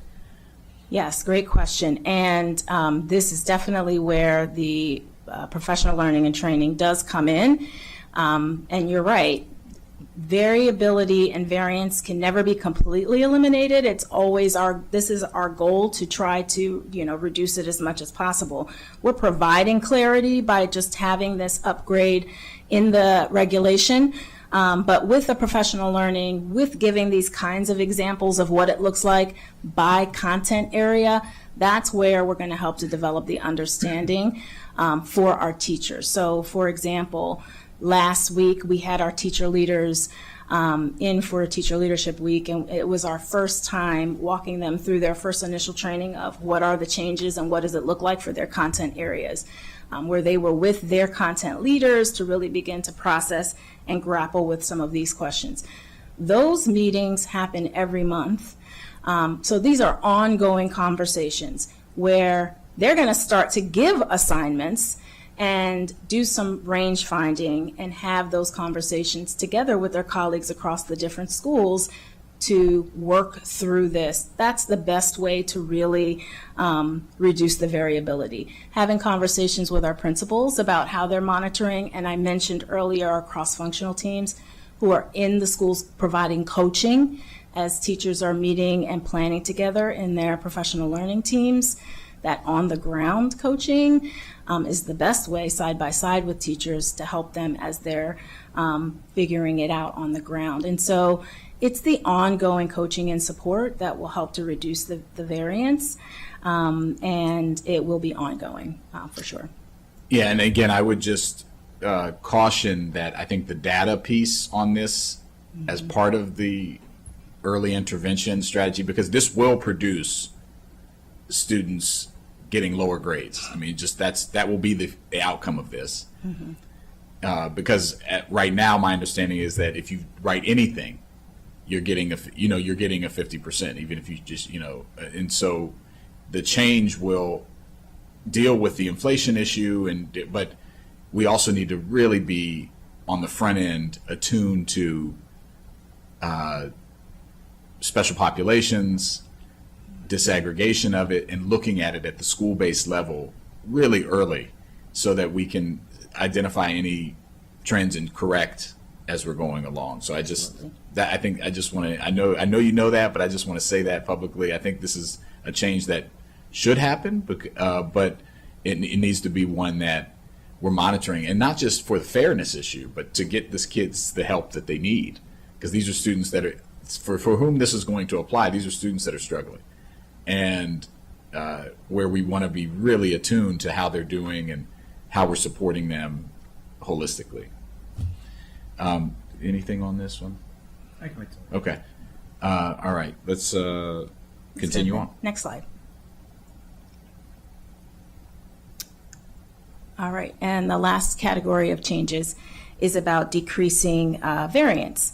And so consistency with reassessment opportunities. So in all secondary courses, teachers will provide students with at least 2 reassessment opportunities. And we heard from our students as we were collecting feedback in our focus groups last year that there was so much variance about from course to course, even within schools, how many reassessment opportunities were available. When we looked at what different educational systems were doing, we thought just providing a clear statement about, for equity's sake, the number would be really helpful for clarity. And then the second change you see here is clarity with due dates and deadlines, and ensuring that no deadline may be longer than 10 school days after the original due date. And then late work will not be accepted during the final 5 days leading up to the end of each marking period. This is so that our teachers have the time they need to grade and provide feedback.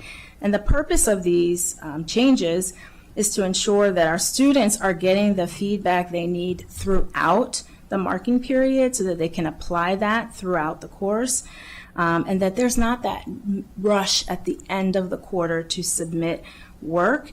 We really want to encourage those good habits in our students about, completing work by the due date, but certainly by the deadline when they have the opportunity to do so that teachers can grade and get that feedback to the students in a timely manner so that they can apply what the changes are that need to be made. I appreciate that. Is this the last slide? I Or think do you we have a have couple just more? a couple more. Okay, I'll hold and follow and I'll come, but I do have a question on this one. I'll come back to it. Okay, sure. All right. So we have created, we think about communication. So we've created a centralized website, a one-stop shop, where students, families, and staff can access all information about these grading and reporting changes. We're trying to make it as easy as possible. So far, we've sent out 2 system-wide community messages with more updates and reminders planned through social media throughout the summer. We've created a video overview, 1-page summary that has been translated into all of our 7 languages. And we're currently finalizing a frequently asked questions document. We just got a bunch of questions from our teacher leaders who we were with last week, as I mentioned, and so we're going to be adding that in and then posting that to the website as well. As we approach the new school year, schools will share information directly with their communities. Right at the beginning of the school year, and then at events throughout the year, like back to school night and other community events. A lot of times, the best place to hear these kinds of updates comes directly from the principal, right, and directly from your school community. And our goal is just clear and consistent communication across all audiences. We've also started professional development this summer. I already talked about what we've been doing with our teacher leaders. We've also worked with our principals and our administrators earlier in June around these changes. It will be continuing throughout the school year with multiple opportunities, just so that we can ensure that we do have successful implementation with these changes. Let's see, let's go to the next slide. Okay. And again, we've made these changes to ensure that we have restored clarity, that we've more accurately measuring student performance. We're committed to continuous engagement. We're going to provide multiple opportunities for feedback throughout the school year. We have lots of touch points with various stakeholder groups. This is going to be an ongoing topic where we're collecting feedback throughout the year. We have our curriculum advisory committee, multiple community engagement groups that we meet with, student advisory groups. We also have a multi-stakeholder grading and reporting work group, which has helped to inform a lot of the changes that you see that we have made.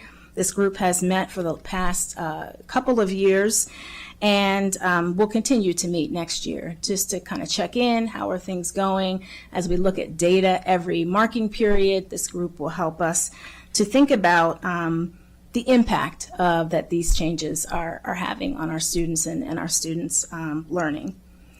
In addition, families and staff will have opportunities to engage and share feedback at the local school level where they may be more comfortable doing so, ensuring that perspectives from every school community are heard and considered. Next slide, and I will turn it over to you for discussion. Thank you for the overview. I know this is going to continue to be a hot topic throughout the year as we roll into it. I'll just ask a couple questions. I'll just ask a couple questions and then turn to my colleagues. If we go back to the slide around the 10 days, I think it's 2 back or 3 back maybe. Understand the rationale for this on both ends. You want to make sure students are getting feedback in a timely manner. You also want to make sure on the back end there's not this rush that every educator fears, like flood of work and extra credit requests to try to bump the grade up. So I get that. I have a couple questions around, so what will happen if the work is not returned or graded within 10 days? What's the consequence, or what's the outcome for the student, and the consequence, if any, for the teacher? If the teacher does not return the work within Correct. 10 days?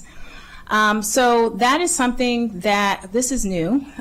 So we want to have flexibility with our teachers. This is an expectation, though.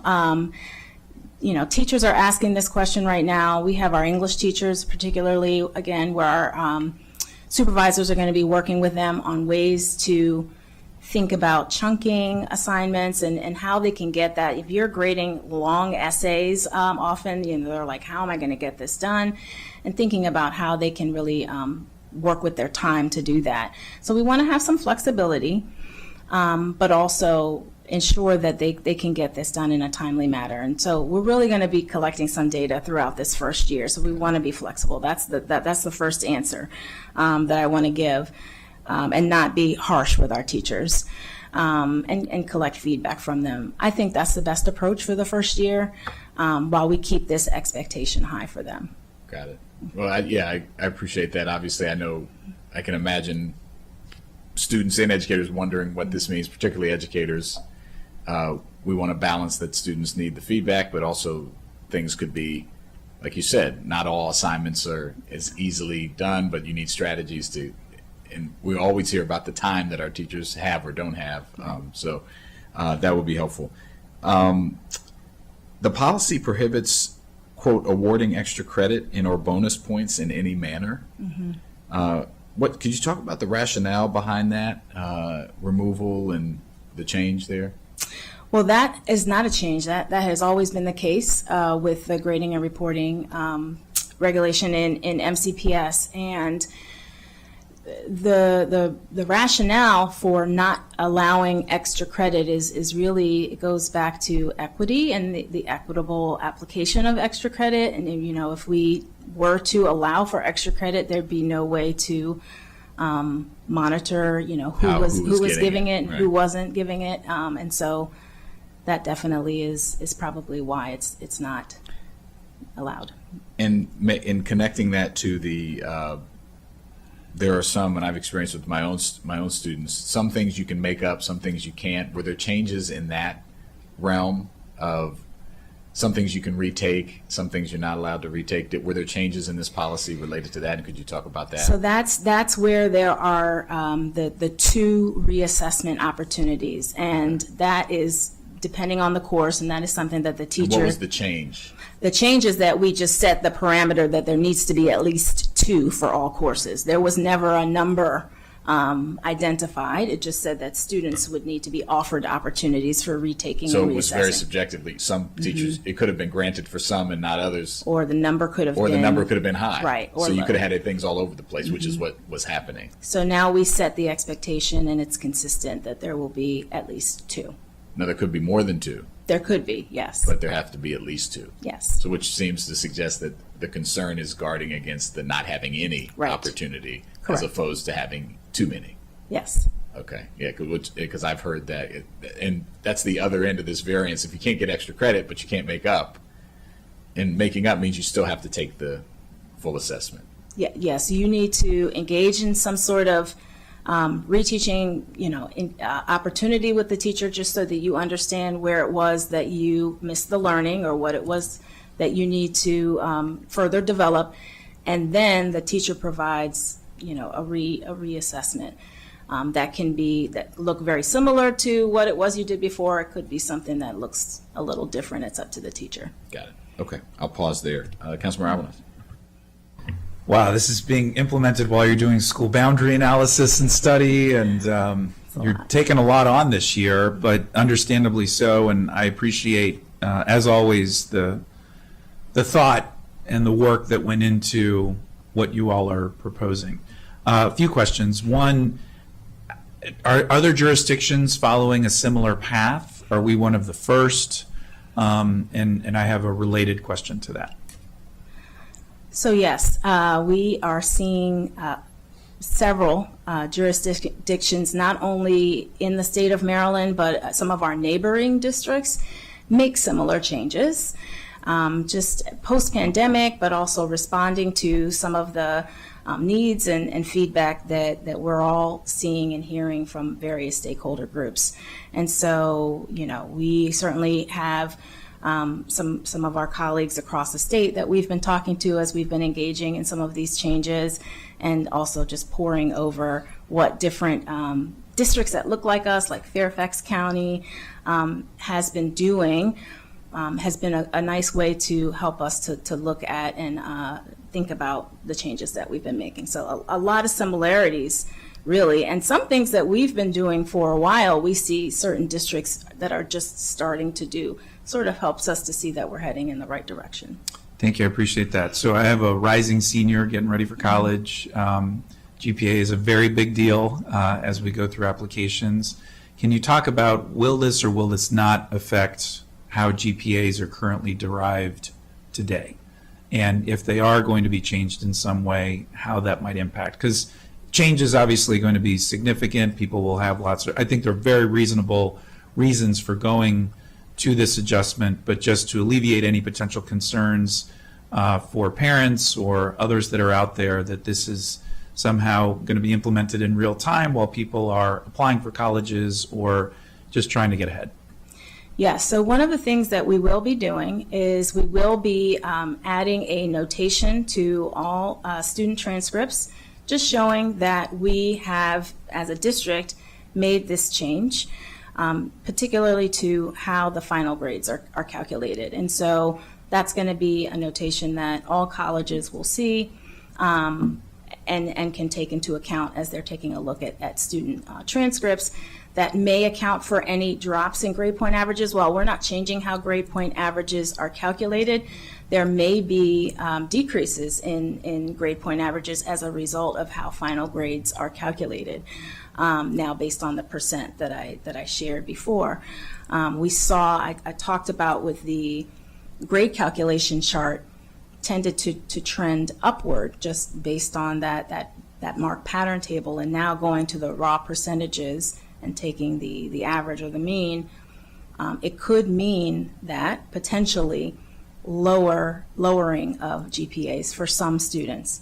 And so that's something that we're anticipating. But with that, working with our students, working with our teachers, and hopefully also putting in place some of these tools to help support learning, monitoring learning along the way, we're hoping to also see increased performance from our students. And so we're hoping that will balance out the final performance from our students as well. But we definitely hear the concerns from our parents in the community around students applying to college.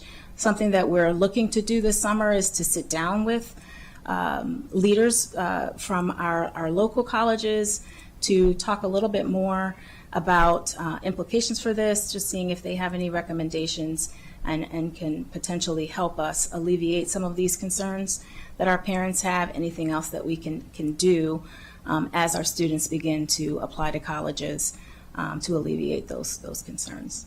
Yeah, I think the sooner you do that, the better, just because it's so competitive now. It is unbelievable how competitive it is across the entire country, and the number of applications have just skyrocketed.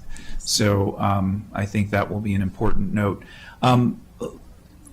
Final question for now, and I might get back in the queue, is what is the plan, the comprehensive plan, to relay this information to families that speak English as a second language? To make sure that there is, it's tough on a good day to be able to communicate policies and procedures. This is a very significant change, particularly for those students that at that below 50% percentage. So how are you doing that? What's the strategy? And do you need help? Well, we'll always take help. So if you have any suggestions or strategies, we'd love to hear those. Something, at a very minimum level, we want to make sure that everything that we are putting out with our communication efforts is translated.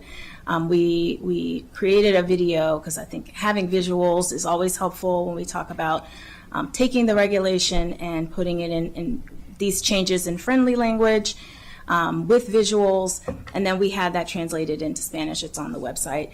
The one-page document summary document that I referenced is translated into the 7 languages that we use for our translations. And so that's at a very basic level.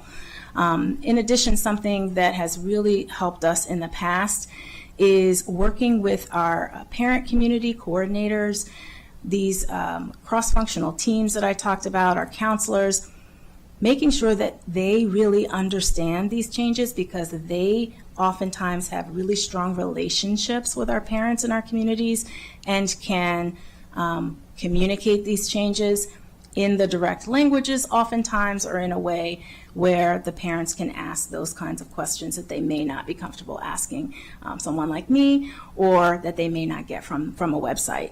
And so meeting with them directly, ensuring that they understand, is something that we are going to do so that they can go out and support our families, but always open to any other suggestions. Thank you. I'll probably get back in the queue, but I'll yield back to you, Mr. Chair. Thank you very much. Councilmember Mink. Thank you. All right, a couple questions on the 50% rule. Well, first I want to say I think overall that this is really important that we're making some of these changes. These shifts are needed, and we've been hearing it, from staff. We have been hearing it from some parents and even from some students. And so I really appreciate MCPS engaging with this, and I would certainly understand hesitance to do this, because it is, as has been raised, like we are going to see this impact some grades in a negative way. And so for MCPS to take this on and say that and know that we're going to produce some data that shows grades going down because of the change in the grading policy for the same level of work. That is a tough call to make, and I appreciate that we are taking that on and doing that. To the question that Vice President Jawando raised about the subjectivity that it introduces, and the overlap with the anti-racist work. Certainly, to your point, I think that the ongoing conversations, figuring out how we can refine and hone the standards and all of that is going to be really important work, and that communication is very important. And I'm glad that the structures are being put in place for that. The cross-functional teams will be really helpful with that. And also coming into this year with as much clarity about what our starting point is for those standards and expectations, both for teachers and students, is going to be super important as well. And just putting on my teacher hat for a moment and thinking back to, the struggle to try to analyze what is the effort that was put into this. It's a lot of work on the teacher side to teach your kids what you're looking for, because so often, let's think about math, kids are like, well, I did that in my head, or I did that I used a calculator for that, or whatever. And so, and training kids, teaching kids what I'm looking for as a teacher is difficult, as is then getting them to do that thing, right? I could have a student who genuinely went through some processes, and it's all in a scrap piece of paper that is crumpled up on their floor at home, and they have written their wrong final answer on their paper, and they're going to melt down in tears when I say it looks like you just wrote a number, because they did all of this elaborate stuff, and all they have to show me for is that number. And so there's a lot of teaching that has to happen about, or if you did something in your head, how do you record that, and providing multiple ways to do that. Here's what it looks like, if you're going to draw a picture, if you're going to make a diagram, if you're going to use words, if you're going to use equations, and that's just for math, right? Then there's all kinds of things that are introduced when you're looking at it on the literacy side, and when you're looking at language, and I provided options sometimes to say, if you want to write something in your home language, and then I'll translate it here. That's not the same, like, you're not going to get 100% on that, but if that's a way to kind of like show your work, right? So there's all of these different options that we need to figure out as adults. And then there's also the teaching of that to the students. And all of those pieces are very complicated. And so which of those pieces do we anticipate coming into this school year with a plan for? So I think it would be extremely helpful if we had a plan for all of those pieces, because they're all equally important, and it depends on the content area, as you noted as well. So working with all of our content leaders to iron out exactly what that looks like will be really important. And then I think just writing it down, to outline exactly by content area what that looks like would be really helpful for our teachers in the process of us. And it could be something that is fluid as we get feedback from our teachers, and really as teaching begins, to help as we go along the way. So by content, get it down in writing. I think that will help with reducing variance as well, if they're able to see something in a concrete way. When we think about getting people aligned with the regulations, something that we did post-pandemic. We had these guidance documents, we stopped, and so we're sometimes a little hesitant to create documents. But something like this that really is just about providing clarity, I think would only help. So I think that's a really great suggestion. Okay, great. Yeah, so would love to, I agree with you that I think that they're all important and really necessary. And how do we hold our students accountable and our teachers accountable for doing this if we don't have those things coming in? I completely agree with you that I think some fluidity is going to be important, and some flexibility, because we're going to learn. But we're also not the first jurisdiction that has graded on effort to some measure. So there are materials out there that I'm sure that we could pull from, and best practices and so on. But it seems like one of the big changes that is going to come along with implementing this year is that very early on in that first week of school, teachers are going to need to have some materials that they're going to be able to present to their students to show them examples and non-examples of something that meets that 50% mark and something that doesn't. And teachers need that for their own, grading ability, and students need to have the opportunity to at all levels that are going to be impacted to be able to start to learn that and to practice that. And I think that will really help with the rollout for students and parents to not be really mad if they're not meeting that threshold, to be able to say, we went over this, we sent this home, etc. We're practicing. So it would be great to hopefully have those in place as early as possible to some measure, and then for us to be able to see that once the board sees that would be very helpful as well. And then for the 10 days rule, it sounds like that's like a no exceptions type of thing, but I just want to clarify that. Are there any exceptions to that for the 10 days rule? 10 days for teachers to return assignments? For 10 days for students to turn in assignments. Did I read that right? Well, the regulation doesn't make note of any exceptions. Okay.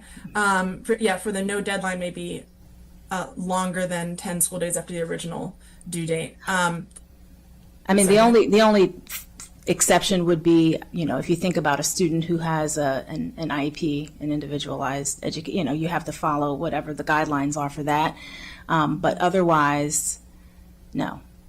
Okay, so some scenarios that you might want to consider are health issues. Obviously, it's like there's somatic health issues. There's also mental health issues, but health issues certainly, and including students who are being impacted by ICE. I now know personally, unfortunately, many young people who have lost a family member, like for the foreseeable future or maybe forever. Like the level of trauma that the kids are going through right now, and at an increasing rate, is hard for me to even as an adult to wrap my mind around. We have kids who now do not have a parent that they had the day before or a sibling that they had the day before, and they're coming back to school sometimes like the next day or not, because now everything, or not, but either way, like the idea that they're not going to have some, I think there needs to be some kind of flexibility that's going to be built in for some of these circumstances. Yeah. That one is especially, even, thinking about the mental health of kids who now are seeing their friends lose parents. This is kind of an aside from the 10-day thing, but the mental health impact of what is happening here. I feel like I sound crazy saying these things because they are so crazy, but this is just the reality that we're facing at this point. And now I'm talking to the kids who are, yesterday things felt normal, and today, like, I'm never going to see my older sister again. She's in Guatemala. So that I think needs to be considered. And then another example is in the case of eviction. One of the things that I learned is that when a family is evicted and if a student ends up in a shelter, that it can take up to 10 days sometimes for the bus route to be adapted to that student. And that's something that I've talked to Dr. Taylor about, and he was pretty shocked to learn, and spoken to Seth as well. And this is not just an MCPS issue. This is how we intersect with the county as well. But we have to make it so that kid can go to school the next day. We have to. And it's so important for those kids to be out of that space and be able to go to school, and the parents be able to deal with the things and whatever. I don't need to, so working on that. But in the meantime, very disruptive, could be not in school for reasons out of their control and their parents' control. And so that's another example of, I think, a type of situation where there has to be some flexibility there, and also where we don't want to leave it up to teacher subjectivity to have to make those calls. So as much as possible, if we can lay out, here are the types of circumstances where there should be extensions given or exceptions made to the rule, and if another one arises, you can talk to your principal about, or whatever. But having some kind of policy in place that recognizes that there are circumstances that warrant exceptions there.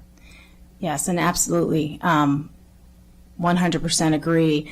Just hearing some of the examples that you gave, there certainly would be flexibility around situations like that, students who are absent, certainly, and just extenuating circumstances like that. That's where the counselor would be involved. Some of our support professionals would be involved to be able to work with the teachers who would be working with the families.